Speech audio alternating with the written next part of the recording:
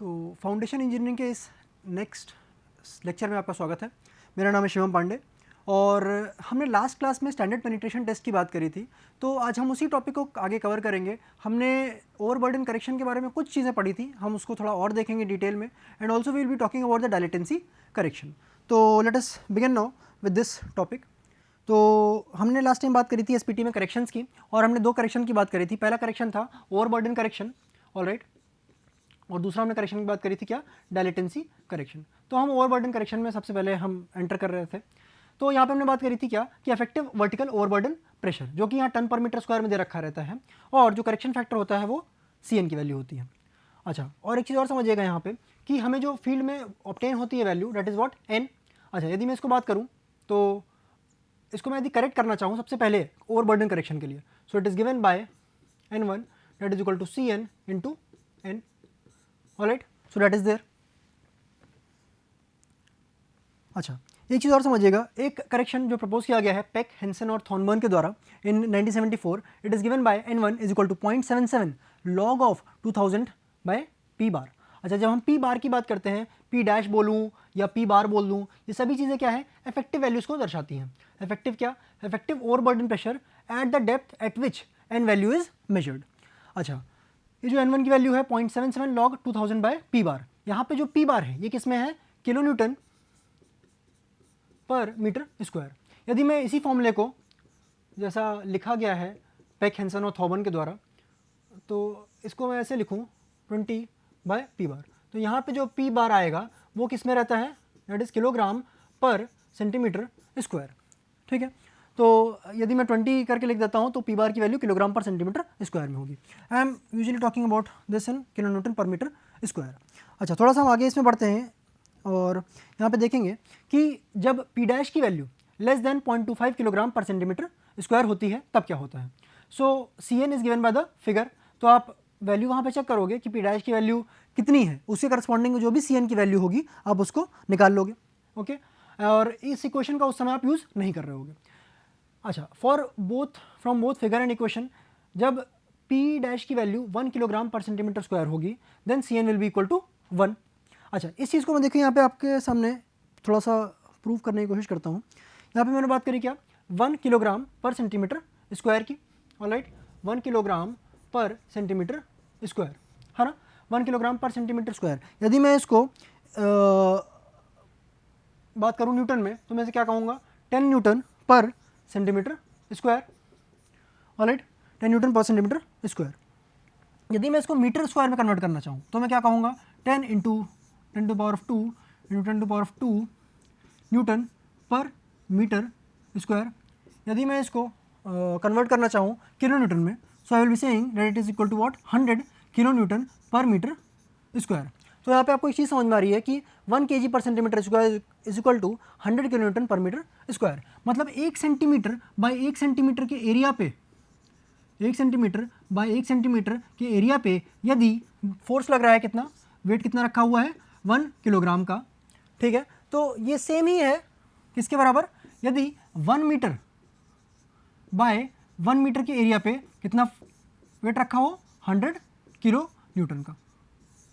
ठीक है, 1 kg की बात करी और 100 किलो न्यूटन की यहाँ पे हमने बात करी। तो यहाँ पे समझिएगा इस चीज़ को, जो हमने 10 टन पर मीटर स्क्वायर की बात करी थी, हमने लास्ट टाइम यहाँ पे प्रूव करके क्या लिखा था कि this is equal to 100 kilo newton पर मीटर स्क्वायर। मैं इसको और क्या लिख सकता हूँ, इसको और मैं लिख सकता हूँ 1 kg पर सेंटीमीटर स्क्वायर।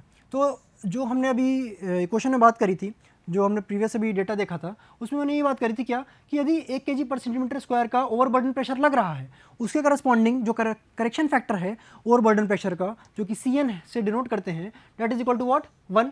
तो आप इससे देख सकते हो कि यदि मैं यहाँ पे बात करूँ 10 टन पर मीटर स्क्वायर या फिर 1 kg पर सेंटीमीटर स्क्वायर या फिर 100 किलो न्यूटन पर metre square, it will be coming out to be what, here it will be coming out to what, 1। तो CN की वैल्यू यहाँ पे क्या है, इन सभी के लिए 1 है। ठीक, तो ये वाला पॉइंट आप देख सकते हैं, मैंने इसी पॉइंट को यहाँ पे जस्टिफाई किया है सिर्फ। यदि मैं बात करता हूँ ग्रेटर डेप्थ पे, जहाँ पे P डैश की value greater than 1 kg per centimetre square है, वहाँ पे observed field value needs to be decreased. क्यों? अब देखिए, मैंने आपको क्या बताया था कि जब आप ग्रेटर डेप्थ की बात करोगे वहाँ पे क्या होगा, ओवरबर्डन प्रेशर बढ़ चुका होगा, ऑलराइट, तो जो स्टिफनेस होगी वो भी थोड़ी सी बढ़ गई होगी। अच्छा, सॉइल जो है थोड़ा सा ज़्यादा रेजिस्ट कर रहा होगा while the sampler is being penetrated. तो वहाँ पे हमें क्या करना होगा, उस जगह पे will be doing one thing that जो भी n की वैल्यू आई है, लेट से 32 आई है, 35 आई है, या लेट से 38 आई है, जो भी आई है उसको हम थोड़ा सा कम करने की कोशिश करेंगे। ठीक, जब मैं बात करता हूँ शैलो डेप्थ की, शैलो डेप्थ में क्या होगा, ओवरबर्डन प्रेशर कम है, कन्फाइनिंग प्रेशर कम है।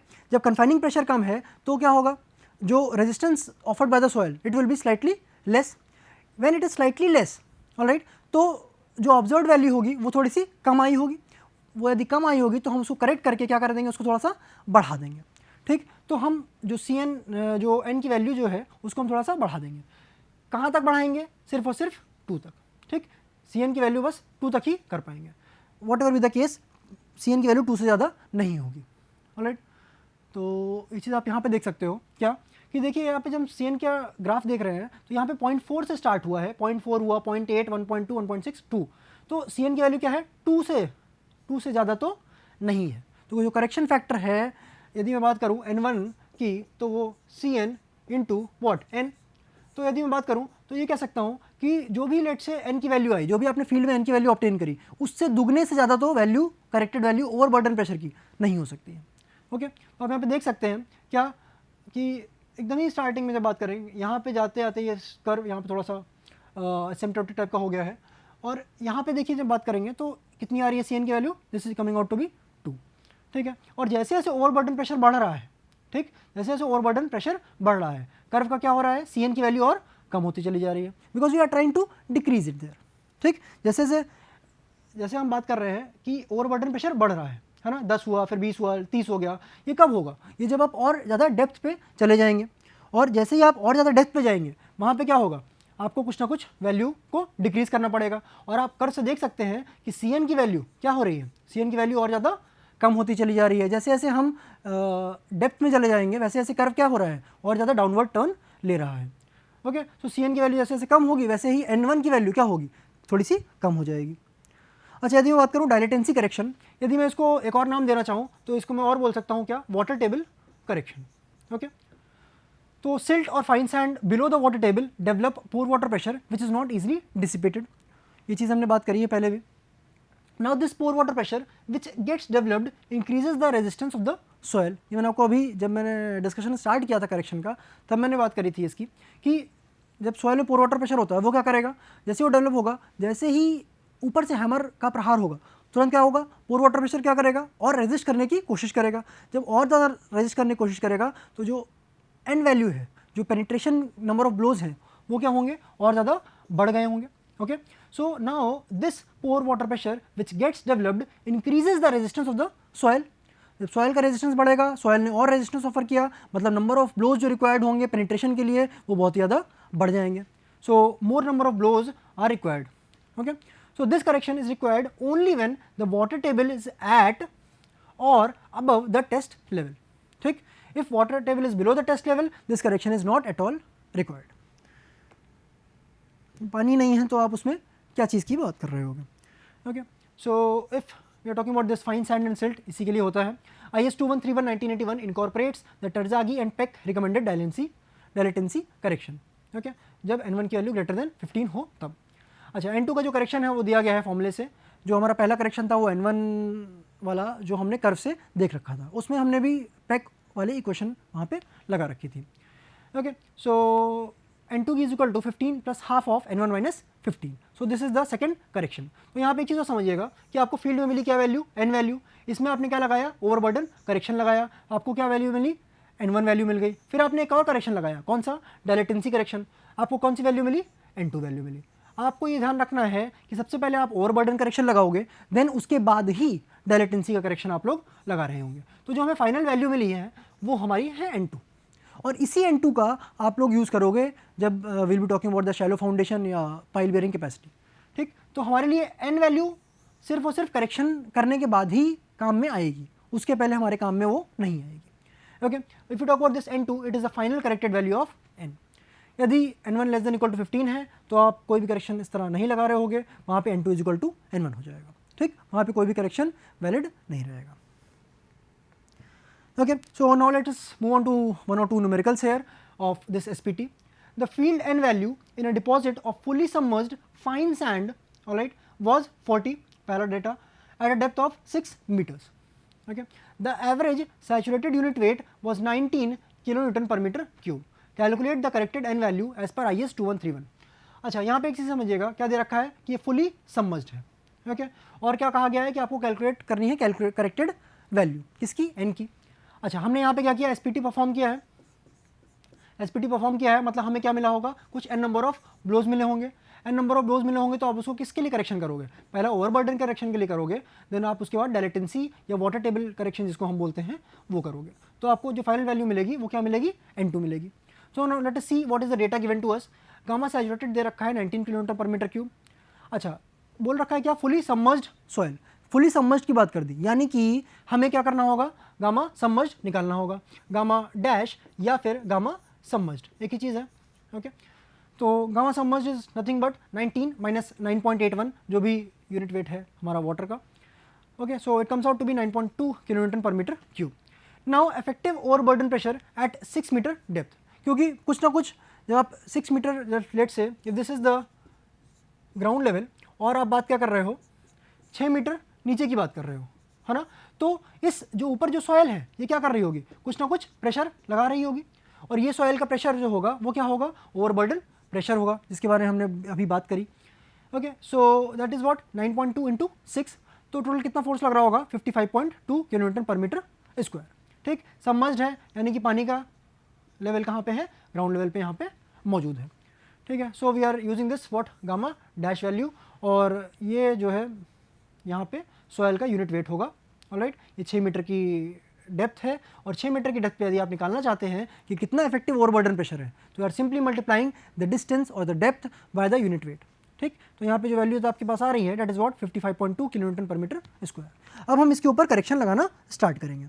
आपके पास जो एक वैल्यू और यहाँ पे है that is what n is equal to 40. Okay, जो आपको फील्ड में वैल्यू मिली है वो 40 है. तो now let us apply some correction here. तो यहाँ पे देखिए सबसे पहले हमने बात क्या करी, 55.2 किलोन्यूटन पर मीटर स्क्वायर. तो मैंने आपको ये चीज़ पहले ही बता रखी थी कि जब हम 10 टन पर मीटर स्क्वायर की बात कर रहे हैं तो ये किसको करस्पॉन्ड कर रहा है, 100 किलोन्यूटन पर मीटर स्क्वायर. जो हमें पिछले स्लाइड में जो हमने डेटा ऑब्टेन किया है वो कितने का हमने ऑब्टेन किया था, हमने ऑब्टेन किया था 55.2 किलोन्यूटन पर मीटर स्क्वायर. तो यदि आप कर्व को देखना चाहो, ठीक, तो यहाँ पे अगर हम बात करें तो ये 0 है, और ये अगर 100 किलोन्यूटन पर मीटर स्क्वायर है तो यहाँ कहीं बीच में लाई कर रहा होगा, है ना. 55.2 किलोन्यूटन पर मीटर स्क्वायर, या मैं बात करूँ टन के रूप में बात करूँगा तो कितना हो जाएगा, 0.552, दिस इज 5.52 किलोन्यूटन पर मीटर स्क्वायर. तो ये कहाँ पे आएगा, लगभग यहाँ पे आएगा. और इसके करस्पॉन्डिंग आप देखिए तो CN की वैल्यू क्या आ रही है, 1.2 आ रही है. ओके, तो let us use this value. तो CN की वैल्यू कितनी आ गई, 1.2. ओके, यदि हम फॉर्मूले का भी इस्तेमाल करते हैं जो कि 0.77 log 2000 बाय पी बार है, यहाँ पे पी बार की आप वैल्यू कितनी रख दो, 55.2 किलोन्यूटन पर मीटर स्क्वायर. अगर आप ये वैल्यू पुट करते हैं इस फॉर्मूले में तो भी जो वैल्यू निकल के आती है वो 48 ही आएगी. Okay, so the value comes out to be what 1.2 into 40. 1.2 is the correction factor here, जो कि आपने ग्राफ से निकाल लिया है, और जो आपकी n की वैल्यू दी वो 40 थी. अच्छा, इसके बाद हमने फिर एक और करेक्शन लगाना है यहाँ पे, जो कि डायलेटेंसी या वाटर टेबल का करेक्शन है. N2 इज इक्वल टू 15 प्लस 0.5 that is half of what N1 minus 15. Okay, तो आपने यहाँ पे क्या देखा कि N1 की वैल्यू क्या थी, ग्रेटर देन 15 थी, है ना, ग्रेटर देन 15 थी. तो आपने क्या किया, ये वाला वैल्यू यहाँ पे यूज़ किया. So this coming out to be what 32.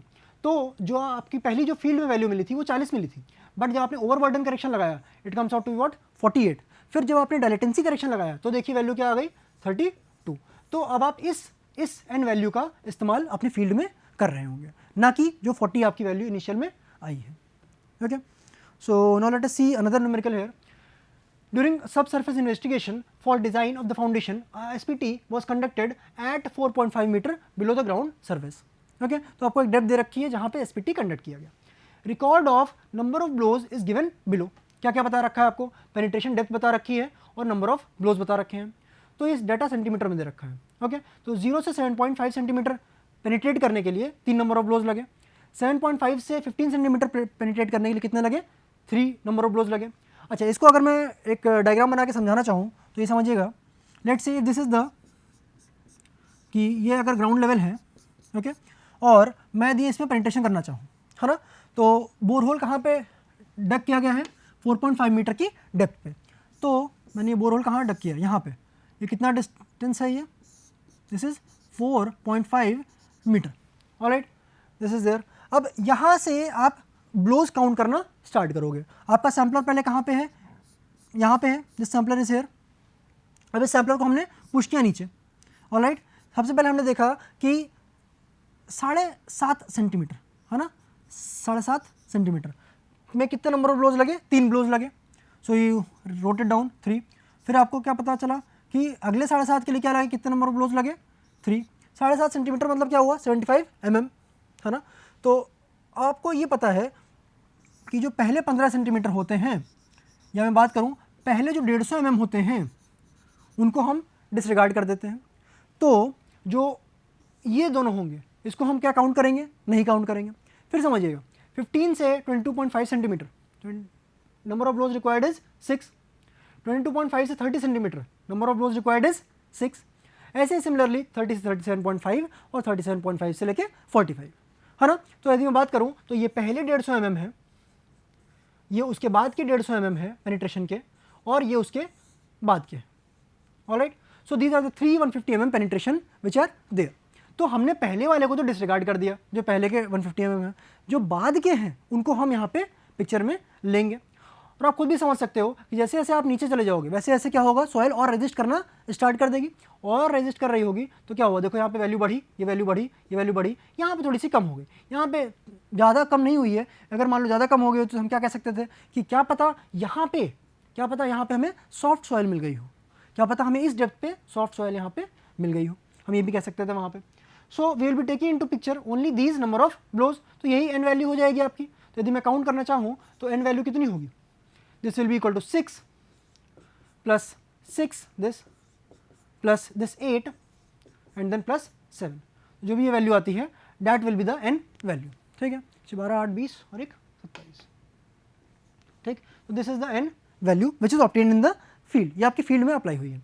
Now assuming the water table to be at the ground level, soil is fine sand and correction factor for overburden is 1। अच्छा, जब करेक्शन फैक्टर 1 बता दिया, ठीक, तो आपको इसमें कुछ कैलकुलेट करने की ज़रूरत नहीं है, आपको ग्राफ देखने की यहाँ पे ज़रूरत नहीं है, alright. Soil is fine sand is there, तो वाटर टेबल बता रखा है ग्राउंड लेवल पे है। ग्राउंड लेवल पे हो या उससे अबव हो तो हमें क्या करना पड़ता है, हमें हमेशा चेक करना पड़ता है, हमें डायल इंटेंसिटी करेक्शन लगाना पड़ता है। So now let us see here, determine the corrected N value for the soil. तो हमने जो एन की वैल्यू है वो तो निकाल ली, जो हमें फील्ड में ऑब्टेन हुई वो कितनी थी, 27 थी। अब इस पे हम करेक्शन लगाएंगे, और पहला करेक्शन कौन सा लगाएंगे, ओवरबर्डन का, और उसके बाद कौन सा करेक्शन लगाएंगे, डायलेटेंसी का, है ना। तो हमें कुछ वैल्यूज ऑब्टेन होंगी। तो हमने सबसे पहला करेक्शन जब लगाया ओवरबर्डन का, जहाँ पे सी एन की वैल्यू आपको कितनी दे रखी है, 1 दे रखी है, 1 दे रखी है, तो 1 × 27 it comes out to be as it is. यदि मैं बात करता हूँ डायलेटेंसी करेक्शन, वो क्यों लगाया गया, क्योंकि क्या बताया गया है वहाँ पे, कि वो बताया गया है कि वो फाइन सैंड है। अच्छा, फाइन सैंड है तो आप डायलेटेंसी करेक्शन लगाओगे तो it comes out to be 15 plus half of 27 minus 15 N1 minus 15, है ना, it comes out to be 21। तो जो पहले आपको वैल्यू ऑब्टेन मिली थी वो कितनी हुई थी, 27। उसके बाद आपने जब ओवरबर्डन करेक्शन लगाया तो it comes out to be 27, और फिर आपसे डायलेटेंसी करेक्शन लगाया तो जो आपकी फाइनल एन वैल्यू आई है वो है 21, जिसका आप आगे यूज़ कर रहे होगे। ओके, सो ये पूरा हमारा स्टैंडर्ड पेनिट्रेशन टेस्ट मेथड था। अब हम बात करेंगे डायनेमिक कोन पेनिट्रेशन टेस्ट की। अच्छा, इसमें एक चीज़ समझिएगा, सबसे पहली चीज़ क्या, एसपीटी और इसमें अंतर क्या है। एसपीटी में बोरहोल की रिक्वायरमेंट थी, यहाँ पे बोरहोल की रिक्वायरमेंट नहीं है, ऑलराइट, फर्स्ट थिंग। दूसरी चीज़ समझिएगा, ये है dynamic cone penetration test. Dynamic है मतलब क्या हुआ कि कुछ ना कुछ हैमर के ब्लोज ही यहाँ पे काम आ रहे होंगे। जैसे एसपीटी की हमने बात करी थी, एसपीटी में क्या था, हैमर था और वो कितना वेट था, 63.5 kg का था। फ्री फॉल हाइट कितना था वहाँ पे, 750 mm का था। वैसे ही यहाँ पे भी डायनेमिक कोन पेनिट्रेशन टेस्ट में भी हमें क्या करना होगा, कुछ हैमर का यूज़ करना होगा, तभी ये डायनेमिक कहलाएगा। यदि हैमर का यूज़ नहीं करते हो, ठीक, तो वहाँ पे इम्पैक्ट किस प्रकार का होगा, अगर आप कांस्टेंट रेट से चलाते हो तो वो स्टैटिक कोन पेनिट्रेशन टेस्ट कहलाता, है ना। सो इसीलिए हमने इसको क्या बोला है, डायनेमिक कोन पेनिट्रेशन टेस्ट। अच्छा, डायनेमिक का मतलब समझ में आया। अब हमने बात करी कोन। जब हम कोन की बात कर रहे हैं तो हम यहाँ पे कोन का यूज़ कर रहे होंगे, ऑलराइट। और इस कोन का क्या महत्व है और कैसे कैसे हम इसको यूज़ करते हैं उसको हम अभी आगे देख रहे होंगे।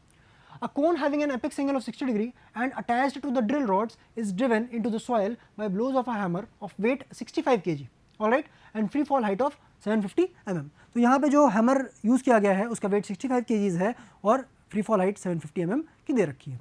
अच्छा, ये सेटअप ऐसे इमेजिन करिएगा कि जो पिछला एसपीटी का सेटअप था एकदम सेम यहाँ पे भी सेटअप है, ठीक। अब यहाँ पे दूसरा पॉइंट देखते हैं, the blow count for every 100 mm penetration is recorded. जब आप एसपीटी की बात कर रहे थे वहाँ पे क्या था, वहाँ पे 150 mm की बात करी गई थी। यहाँ पे जो हम बात कर रहे हैं यहाँ पे every 100 mm penetration is recorded. Now the cone is driven, ठीक, the cone is driven till refusal, मतलब कि लास्ट में हम कोन को छोड़ देते हैं वहीं पे, ठीक, या फिर और up to the required depth, alright, and drill rods are withdrawn. So it is setup is like this, simple वही सेटअप है ट्राईपॉड का, है ना। यहाँ पे बीच में पुली लगी है, there is a person which is pulling this thing, है ना। अच्छा, जो यदि मैं थर्ड लेग को हटाना चाहूँ, थर्ड लेग को थोड़ा हटा देता हूँ मैं, सिर्फ 2 लेग को समझिएगा यहाँ पे। तो यहाँ पे क्या हुआ, ऐसे ही ड्रिल रॉड है ना, ड्रिल रॉड है और यहाँ पे क्या है, नीचे लास्ट में कोन बना हुआ है, ठीक, कोन है। So we are simply driving it by the hammer. यहाँ पे हैमर लगा हुआ है और यहाँ पे एनविल है। डिफरेंस क्या क्या है इसमें, डिफरेंस यह है कि 100 mm की बात करी गई है, हैमर का वेट 63.5 से बढ़ा के 65 कर दिया गया है, और हमने एक चीज़ और करी क्या, यहाँ पे हमने जो बात करी है वो 100 mm पेनिट्रेशन की यहाँ पे बात करी है, यहाँ पे हम 150 mm पेनिट्रेशन की बात नहीं कर रहे हैं। तो थोड़ा सा मेथड में चेंज है, ऑलराइट। सो नेक्स्ट पॉइंट यहाँ पे देखिएगा, number of blows required for 300 mm penetration, ठीक, is noted as the dynamic cone resistance, जिसको हम बोल देते हैं NCD। तो यहाँ पे जो टर्म यूज़ किया गया है NCD यूज़ किया गया है, ठीक है। कोन का जो भी रेजिस्टेंस है, C is for cone and then D is for the dynamic test there, ठीक है। तो यहाँ पे जो बात करी गई है 300 mm पेनिट्रेशन की बात करी गई है, बट ये 300 mm कैसे आपको मिल रहा होगा, ये आपको कैसे मिल रहा होगा, 100 फिर देन 100 एंड देन अगेन 100, ठीक। तो 3 बार में आपको ये रीडिंग ऑब्टेन हो रही होगी, alright. So that is there, no sample is obtained in this test. यहाँ पे देखिए, इस जो यहाँ पे मैंने डायग्राम बना रखा है, इस डायग्राम में कहीं पे भी आपको क्या सैम्पलर दिखाई दे रहा है, मैंने सिर्फ और सिर्फ क्या बनाया, मैंने यहाँ पे बनाई ड्रिल रॉड, मैंने यहाँ पे हैमर दिखाया आपको, एनवल दिखाया, और मैंने आपको क्या दिखाया, सिर्फ और सिर्फ कोन दिखाया, और यहाँ पे कोई भी सैम्पलर नहीं है। सैम्पलर नहीं है तो क्या सैम्पल वापस आ पाएगा, नहीं आ पाएगा, okay. So this is the cone here. आगे यदि मैं बात करता हूँ तो IS 4968 पार्ट 1, IS 4968 पार्ट 2, दोनों ही 1976 के कोड्स हैं, जो भी रिवीजन हुआ होगा। ये दोनों ही कोड्स DCPT को पूरा का पूरा एक्सप्लेन करते हैं। अच्छा, यहाँ पे एक चीज़ और समझिएगा, जब हमने SPT की बात करी थी वो IS 2131 कोड में मेंशन था और ये वाला IS 4968 में मेंशन है। जो पार्ट 1 है 4968 का, it is using a 50 mm diameter cone without the bentonite slurry, alright. When you talk about this another one, यहाँ पे using a 65 mm diameter cone with bentonite slurry. तो यहाँ पे बेंटोनाइट स्लरी का यूज़ नहीं किया गया है, यहाँ पे बेंटोनाइट स्लरी का यूज़ किया गया है। जब बेंटोनाइट स्लरी आप यूज़ करोगे तो साथ में ये भी एक अरेंजमेंट देना पड़ेगा कि स्लरी को सर्कुलेट किया जाए ड्रिल रॉड के चारों तरफ। यदि ड्रिल रॉड के चारों तरफ स्लरी को सर्कुलेट किया जाएगा तो जो भी फ्रिक्शन होगा that will be eliminated, and that friction which is eliminated will try to give you more and more accurate reading, ठीक है। So now moving on, what is the advantage? Its advantage is what? It is a quick test, all right. It covers large area under investigation economically, all right, and then it identifies the variability of the strata. यहाँ पे अगर late से कुछ अलग data मिल रहा है और कुछ 50 मीटर की दूरी पर कुछ अलग डेटा मिल रहा है, कुछ 100 मीटर या 20 मीटर की दूरी पर कुछ अलग डेटा मिल रहा है, तो क्या क्या वेरिएबिलिटी है उसको ये अकाउंट में लेता है, पिक्चर में लेता है, all right. When you talk about the correlations, ठीक।